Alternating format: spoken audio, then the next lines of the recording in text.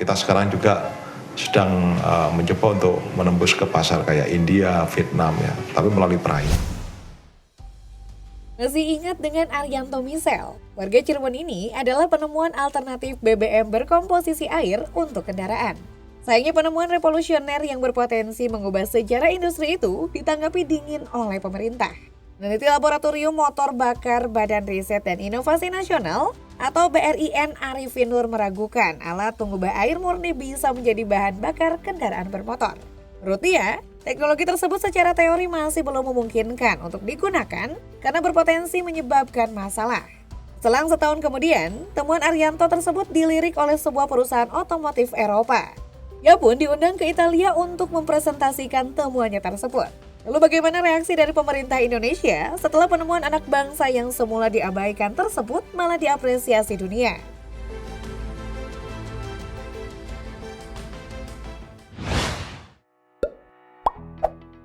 Nikuba atau Niku Banyu alias Ini Air adalah penemuan Arianto Misel yang sempat diremehkan pemerintah Indonesia. Nikuba telah diuji cobakan bersama dengan Kodam 3 Siliwangi. Uji coba itu menggunakan sejumlah sepeda motor Babinsa. Nikuba kemudian kembali viral setelah Arianto diundang ke Milan, Italia. Tujuannya adalah untuk mempresentasikan alat tersebut pada sejumlah pabrikan otomotif pada 18 Juni 2023 lalu. Kepala Penerangan Kodam 3 Siliwangi Kolonel If Ade Hansen mengatakan pabrikan otomotif Ferrari dan Lamborghini telah melakukan perjanjian dengan pihak Nikuba. Sementara itu pemerintah lewat BRIN yang sempat menyebut penemuan Nikuba tak masuk akal. Kini malah sibuk merayu Arianto Misel untuk bekerja sama setelah Nikuba dilirik dunia. Bahkan, BRIN tak malu-malu menawarkan fasilitas riset milik BRIN kepada Arianto Misel untuk mengembangkan temuannya. Namun Arianto kini mengaku tak butuh pemerintah yang telah menyepelekan penemuannya tersebut. Arianto Misel pun berencana menjual hasil temuannya Nikuba sebesar 15 miliar rupiah. Hasil penjualan Nikuba tersebut akan digunakan untuk kebutuhan riset alat serupa. Sebenarnya tak sekali ini saja pemerintah terkesan abai dan tak peduli dengan penemuan karya anak bangsa. Namun anehnya, setelah menuai keberhasilan dan diapresiasi dunia, barulah pemerintah sibuk dan terkesan mencari muka.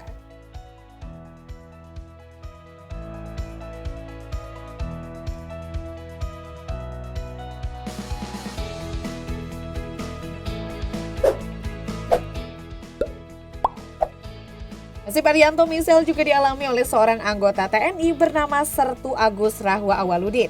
Anggota TNI dari Kodim 0615 Kuningan, Jawa Barat ini sebelumnya sempat viral karena membangun rumah megah di dekat kompleks CPU.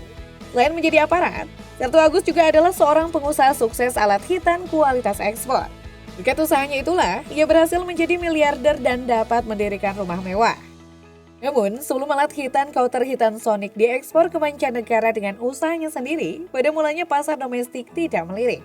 Namun semenjak go internasional dan berhasil diekspor hingga ke 64 negara, terutama di negara-negara Eropa. Ia mengaku rumahnya rutin dikunjungi pejabat, mulai dari Kementerian Perdagangan dan Perindustrian hingga kepala dinas bahkan bupati. Dalam kunjungan yang dilakukan atas nama pemerintah tersebut, Agus mengaku tidak berkenan dengan penawaran bantuan modal yang mereka ulurkan. Sebab selama usaha dijalani ini sudah berjalan mapan, tak perlu dimodali dan telah memiliki pangsa pasar dengan melibatkan warga atau reseller.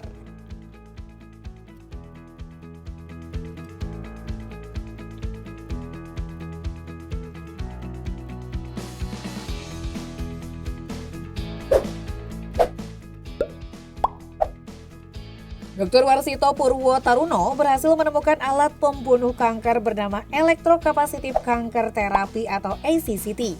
Ia pun membuka kliniknya sendiri di tanah air dan menerima sejumlah pasien. Produk ECCT buatannya pun berjaya di luar negeri. Salah satunya telah dimanfaatkan oleh NASA untuk pengembangan sistem pemindaian di pesawat ulang-alik. Hasil riset yang dilakukan oleh negara Jepang mengakui bahwa ECCT tersebut terbukti efektif memerangi sel kanker dibandingkan produk negara lain. Demikian juga dengan sejumlah negara seperti Kanada, Australia, Singapura, Malaysia, Sri Lanka, Rusia, Dubai, Arab Saudi, dan India yang tampak antusias dengan teknologi anti kanker temuan Dr. Warsito. Sayangnya, alat canggih ciptaan Dr. Warsito ini tidak mendapat izin dari Lembaga Kesehatan Indonesia. Hasil evaluasi tim kesehatan pada 2016 menunjukkan alat terapi kanker ECCT yang dikembangkan Warsito belum bisa disimpulkan keamanan dan manfaatnya. Padahal tim pengkaji tersebut terdiri dari Kementerian Kesehatan, Kementerian Riset Teknologi dan Pendidikan Tinggi, Lembaga Ilmu Pengetahuan Indonesia, dan Komite Penanggulangan Kanker Nasional. Karena merasa diabaikan pemerintah, Warsito pun disebutlah hengkang dari Indonesia dan menetap di Polandia demi kebebasan dan apresiasi berkarya.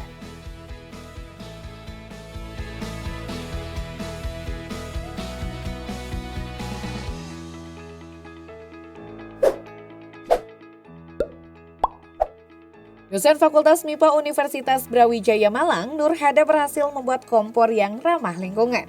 Emisi gasnya sendiri berada di bawah ambang batas yang ditetapkan Badan Kesehatan Dunia. Namun salah satu karya anak bangsa ini justru tak diminati di negeri sendiri. Kompor yang diciptakan Nur Hada itu malah lebih disukai negara lain. Sebut saja kompor ini telah diekspor hingga ke Meksiko, Peru, Timur Leste, Kamboja, Norwegia, Afrika, hingga India.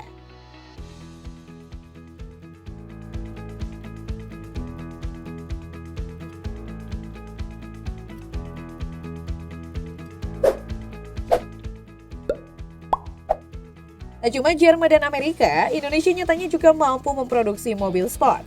Mobil yang diberi nama Selo ini merupakan ciptaan pakar mesin Ricky Elson. Tidak hanya model bodinya yang keren, mobil sport Selo juga ramah lingkungan karena menggunakan bahan bakar listrik.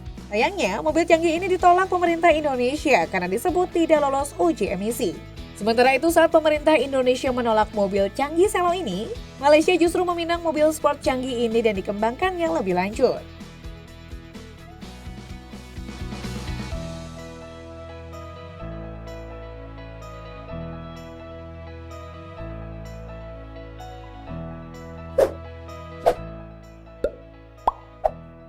Kamu mungkin kurang familiar dengan nama dan sosok pria bernama Dr. Eng Khoirul Anwar. Tapi, kamu pasti kenal dan akrab dengan hasil temuannya yang merupakan cikal bakal lahirnya generasi mobile 4G LTE. Alhasil, teknologi hasil buatan Khoirul banyak dipakai dan dikembangkan di berbagai negara. Khoirul Anwar yang pernah berkuliah di Institut Teknologi Bandung atau ITB, mengembangkan karyanya ini di Jepang bersama sejumlah rekannya. Karyanya ini tentu saja sangat memukau dan brilian. Namun saat salah satu stasiun televisi mewawancarainya, dia mengatakan pemerintah kurang peka terhadap karya anak negeri. Temuan ini sendiri sudah dipatenkan pada 2010. Khoirul Anwar juga mendapat penghargaan Best Paper untuk kategori Young Scientist. Ada Institute of Electrical and Electronics Engineers Vehicular Technology Conference atau IEEE VTC pada tahun 2010.